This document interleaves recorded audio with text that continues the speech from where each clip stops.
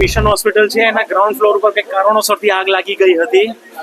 પરિસ્થિતિને ધ્યાને રાખતા 10 થી 12 ગાડીઓ ઘટના સ્થળ ઉપર મોકલવામાં આવી હતી. ગ્રાઉન્ડ ફ્લોર ઉપર કંઈક સર્વર રૂમ અને એક્સરે રૂમની બાજુનો કોઈ રૂમ છે એની અંદર ફાયર હતું.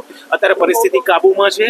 કોઈ કેઝ્યુઅલિટીના મેસેજ કેટલા લોકોને રેસ્ક્યુ કરે કઈ જગ્યાએ એડમિટ કરે એવું કંઈક રેસ્ક્યુ કરવાની કોઈ અમારે પરિસ્થિતિ થઈ ન હતી. અમે જ્યારે પહોંચ્યા ત્યાં સુધીમાં આ લોકોએ એમનો મેસેજ એવો હતો હોસ્પિટલ એડમિનિસ્ટ્રેશનનો કે બધાને દર્દીઓને એ લોકોએ સ્થળાંતરિત કરવા. ફાયર સુવિધા કઈ પ્રકારની હતી? ઇન્સ્ટોલેશન જોવા મળેલા છે, ફાયરના ઇક્વિપમેન્ટ જોવા મળેલા છે, પણ હવે એમાં શું ક્ષતિ રહી ગયેલી છે અમે તપાસ કરીશું. સામે કઈ પ્રકારે કાર્યવાહી કરાશે? હવે તો ઉપરના એડમિનિસ્ટ્રેશનમાં અમે ચર્ચા કરીને આગળની કાર્યવાહી કરીશું.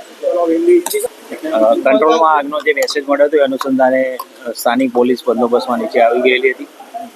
ફાયર બ્રિગેડની ટીમ પણ અહીંયા પહોંચી ગયેલી છે સમયસર, અને ફાયરની ટીમ દ્વારા ચેક કરતા હોસ્પિટલમાં જે નીચે સ્ટોર રૂમ આવેલો છે એમાં એમના જણાવ્યા મુજબ બધા શોર્ટ સર્કિટના કારણે આગનો બનાવ બન્યો હોય એવું પ્રાથમિક તબક્કે જણાવ્યું છે.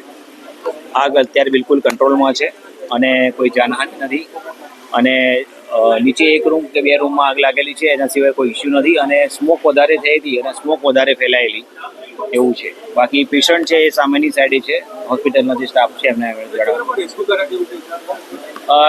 સ્ટાફ જે સામેની સાઈડ છે એટલે એમણે જે શિફ્ટ કરવા યોગ્ય લાગે છે, કારણ કે અત્યારે જે લાઇટને બંધ કર્યું છે એટલે એમણે પેશન્ટ શિફ્ટ કરી દેશે.